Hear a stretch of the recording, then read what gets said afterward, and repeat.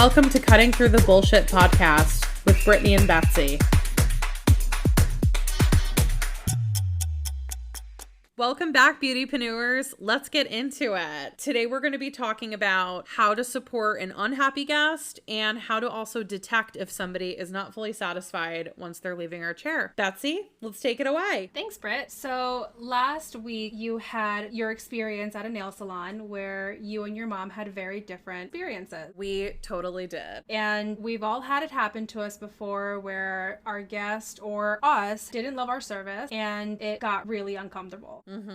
Before we move forward into how we can teach you guys how to navigate through that, I would like to share an experience. I had the opposite experience. I was able to really support my guest through something that she was really unhappy about, and we got it resolved, and she ended up loving her service. Yeah, and Bets, when me and you were chatting about it, down to the very last moment with this guest, Betsy, you were supporting her and doing everything you could just to make sure she was happy. Yeah, absolutely. I mean, not only is she just a great guest in general, I really enjoy her company. I would do this no matter what with anybody who sits in my chair. So let me tell you guys a little bit about this experience. I have had this client now for a little over a year and a half, and I really enjoy our time together. She's a great person, and we normally do a very similar thing on her. Whenever she comes in, I highlight her, and she's always on the warmer side, and she brought in a picture of herself, which was filtered, and she really liked the tone of her hair in this filtered picture. Those filters. We've all been there. We've all been there with the filters. So I explained to her that with this being a filter, it may not be very realistic because it was quite a lot lighter than she was naturally.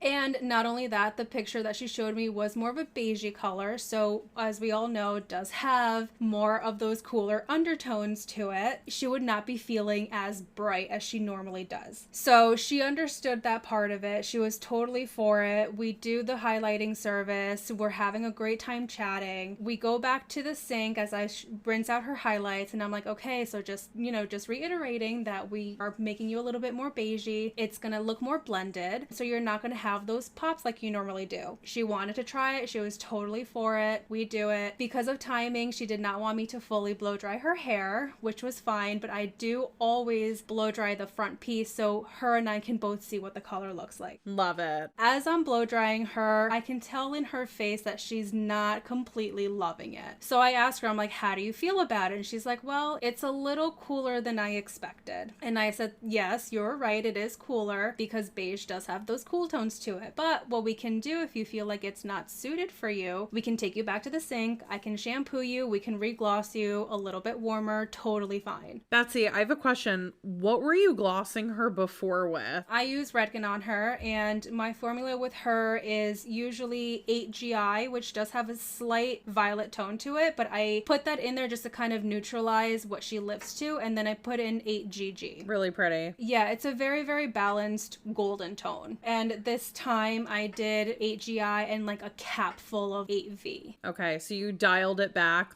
ever so slightly without that GG. Right. And she felt a little bit washed out. So we re-glossed her, and I just re-glossed her with 8GG just to try and get a little bit of that warmth back to it. At this point, I go back to the chair and, I re-blow dry her the front piece because she does not want a full blow dry. And she was a lot better with it, but I could still tell that she wasn't fully in love with it.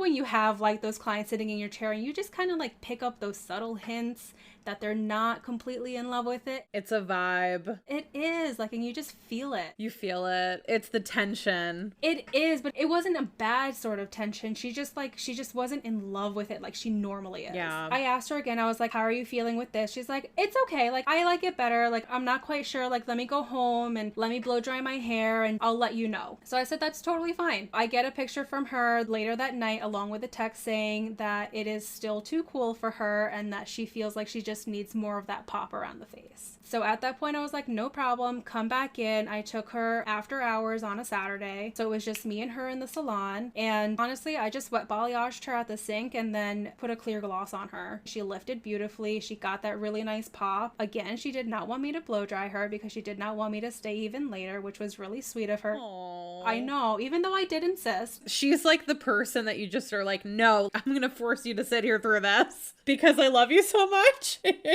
Yeah, I really wanted to blow dry her hair, and she has beautiful hair. It is very, very long and very, very luscious. So I understand why she didn't want me to blow dry it. So I blow dried that front piece, and she's like, cool, I'll let you know how I like it. It feels a lot better. She was so extremely happy that like I just took the time to really listen to what she was wanting and how she was feeling. She just wanted that little pick-me-up, and this was how she got it. And she sent me a picture that night, and she was like, I absolutely love my hair. Thank you so much for taking the time. Yeah. I mean, I think that like you were showing her, I'm not giving up on you until you love it like you normally do. Exactly. And now she knows that she does not like to be on the cool side. No.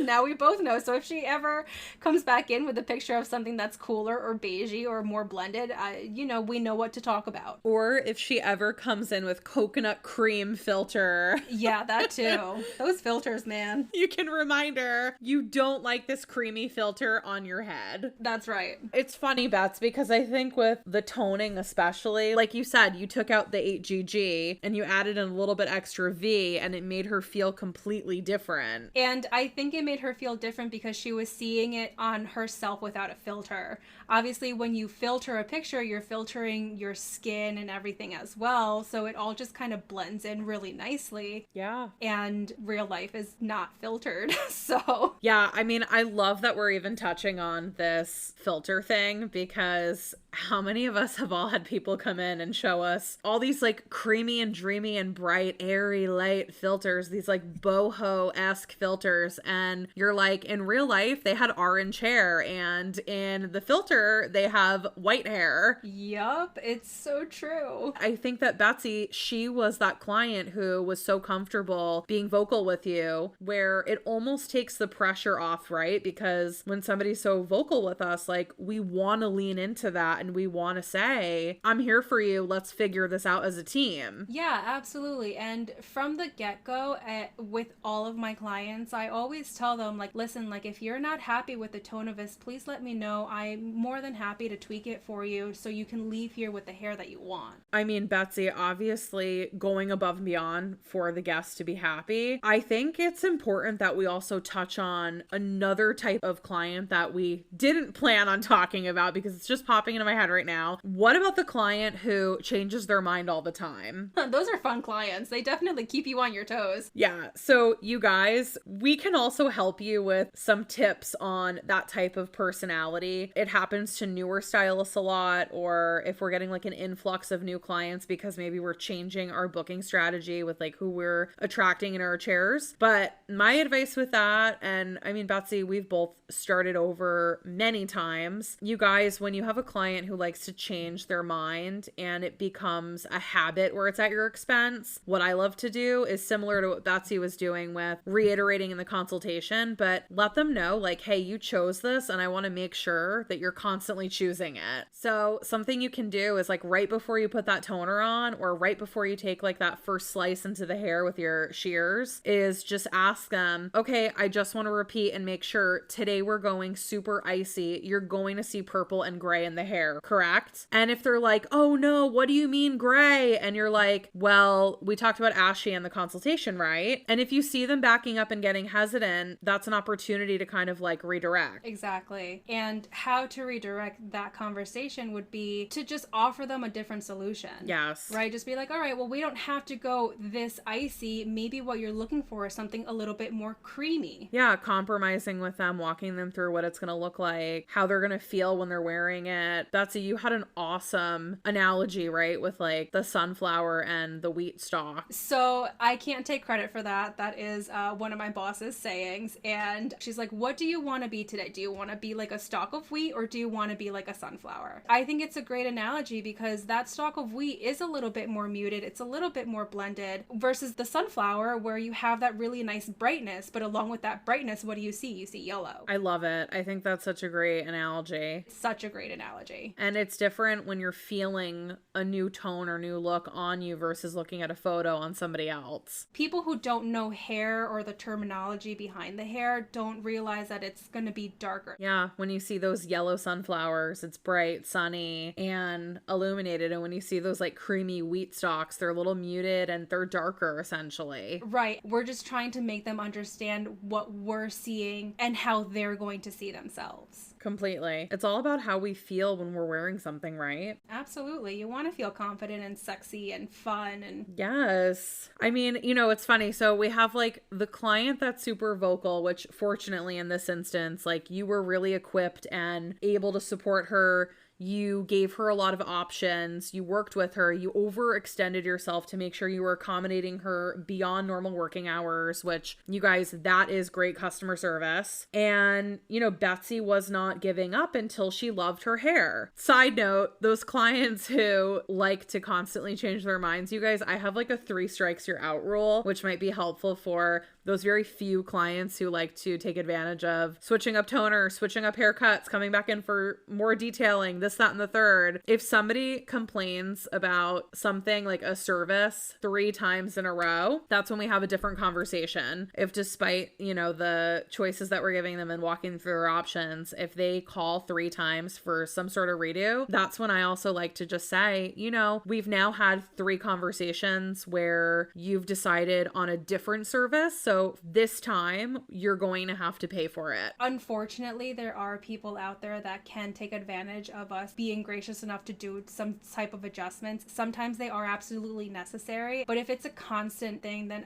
a different conversation does need to happen. I love that you touched on that, Britt. Yeah, I mean, you guys, those are the rare ones, right? But just put it in your back pocket if you know somebody's starting to take advantage of how lenient you are on your redo policy, because you really just want people to love their hair and you're going to do anything to make them happy. Usually the takers are the ones that are not afraid to keep taking. And in that case, we need to edit what we're giving. I think we should all aspire to move forward with our redos the way that Betsy did. And I love that we're talking about this, Bets. I know it's such an important topic. I feel like every stylist goes throughout their career, whether you're a brand new stylist or you've had many years under your belt. It still happens. I have 10 years plus experience and it still happens. It's just a matter of how you navigate through it with your client. Yeah, for sure. How graceful are we going to be in supporting this person? Right. Love it. On top of what you were saying with those rare clients that do keep on taking, eventually it gets to a point where you just may not be the right fit for that person. Yeah, you might just be a lesson in their storybook too.